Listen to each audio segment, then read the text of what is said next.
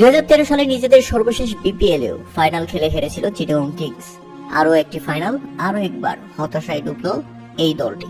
অন্যদিকে ফরচুন বরিশাল পরপর দুইবার ফাইনালে উঠে ভাসল ট্রফি জয়ের আনন্দে।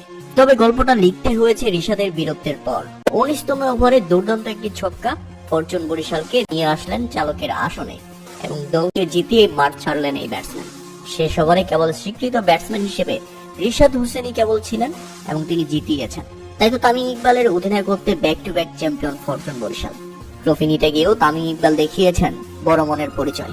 তামিম ইকবাল যখন ট্রফি নিতে মঞ্চে ওঠেন, তামিম ইকবালকে চ্যাম্পিয়ন কার্ড এবং ট্রফি তুলে দিতে চেয়েছিলেন বিসিবি প্রেসিডেন্ট এবং ক্রীড়া উপদেষ্টা, কিন্তু তামিম ইকবাল বললেন, আমি নয়, ওদেরকে দিন, ওরাই দলের সব।